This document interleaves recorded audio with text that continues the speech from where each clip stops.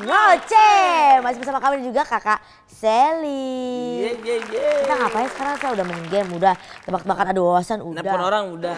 Tadi ngeliat kabel udah ya kan. Tapi yang belum kita kepoin kehidupannya Sally Lunggaer.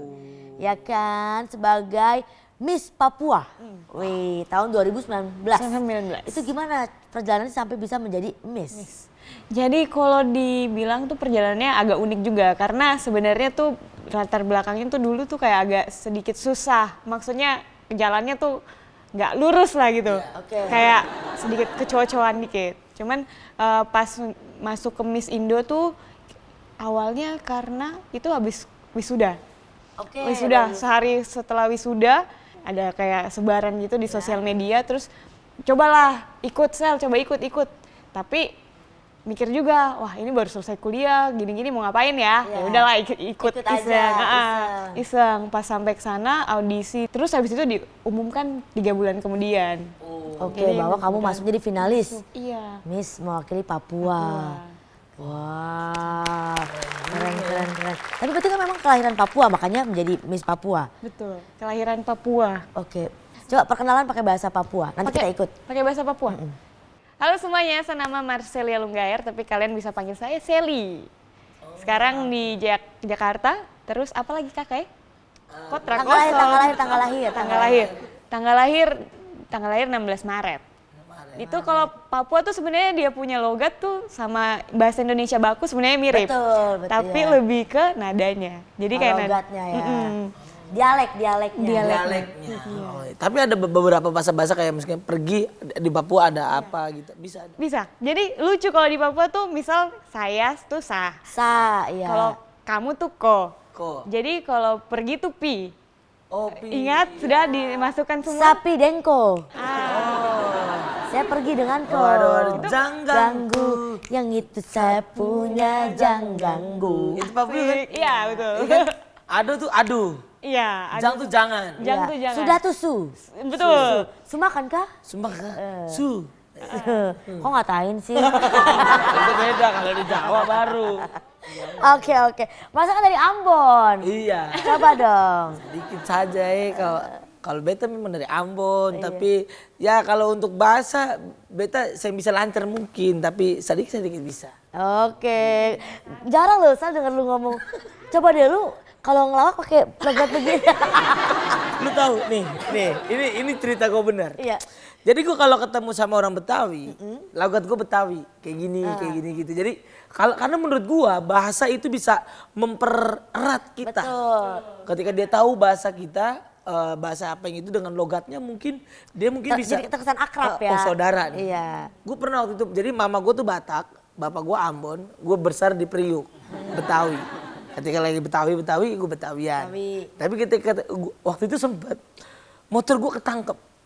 Karena emang gak bayar. Nggak bayar pajak? Ya, bukan pajak. Apa? Leasing. Ya, udah kolektor. Udah 3 bulan. Oke. Terus abis itu datang leset debt kolektor dari Ambon. Iya. Keluarlah kan, bahasa ini kan. Aduh kakak. Aduh beta pun papa itu, saya punya uang ini. Itu bagaimana? Aduh beta ada uang tapi bulan depan lah. Kalau mau kakak main ke rumah beta.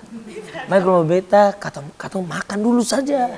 Makan dulu, kopi-kopi gitu-gitu. Saya ngobrol-ngobrol dengan beta pun papa gitu kan. Datanglah ternyata saudara bapak gua. Saudara jauh.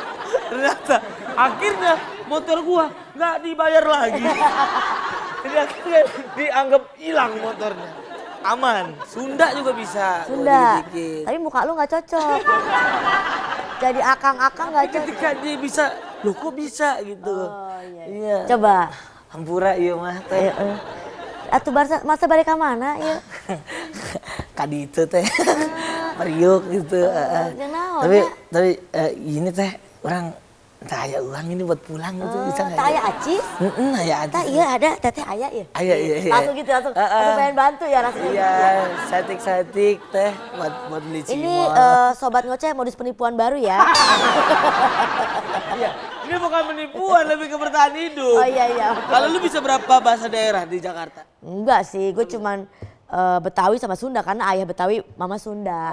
Kalau soal bahasa bukan gua, tapi Kak Sally. Nah. Karena dia suka traveling, jadi dia suka banget mempengaruhi orang supaya ikut bahasa logat Papuanya. Oh serius? Iya, jadi kalau itu tuh sebenarnya lucu karena aku kalau misalnya pergi ke sana tuh biasanya kan belajar bahasa di sana, harusnya kan gitu kan. Tapi pas sampai di sana tuh karena mereka dengar kita satu tim itu ngobrolnya pakai Papua, karena aku menularkan juga ke orang-orang terdekatku itu. Jadi mereka di sana juga ikutan. Jadi kayak kakak mau kemana? Kayak gitu. Jadi ikut belajar logat-logatnya, menginfluence Iya. ya kan. Tapi kenapa akhirnya kamu pengen banget nih orang-orang bisa tahu bahasa Papua? Apa tujuannya?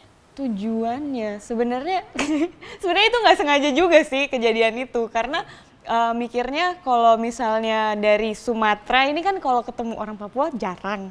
Terus kayak kok orang Papua beda gitu kan, nggak seperti yang mereka pikirkan gitu. Pas di sana dengar logat, mereka juga kepo. Oke, akhirnya mau mempelajari. Betul. Keren. Nah, saking seringnya traveling, Sel, pasti Kak Sally punya pengalaman unik, banyak banget tuh. Lo tahu nggak ada apa aja? Jadi tuh kabarnya, dia tuh pernah sempet kebalik dari sampan. Nah, itu pas di mana?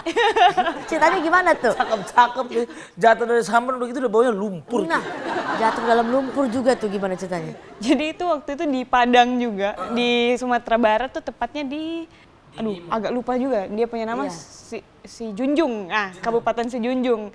Kita tuh di situ main sampannya tuh kecil sekali, jadi cuman masuk cuma 2 orang, terus dia panjangnya segini, cuman cukup untuk Duduk. Satu orang saja? Dan di situ kalau aku tuh susahnya tuh keseimbangan, jadi pas bapaknya di belakang yang bawa tuh udah bilang Sally ke kanan, Sally ke kiri. Tapi karena aku panik, nggak pernah naik sampan, pas sampannya ke kiri, aku juga ke kiri. Plak. Dikira bawa motor Tak kira itu motor. Dikira di darat. Jatuh Iya bener-bener. Sally juga katanya punya kebiasaan unik. Itu yang agak creepy. Creepy singkong. Aduh creepy. Iya, makasih. Jadi dia tuh katanya suka berbicara sama dirinya sendiri. Itu karena gimana ya, kadang tuh suka mengeluarkan isi kepala gitu.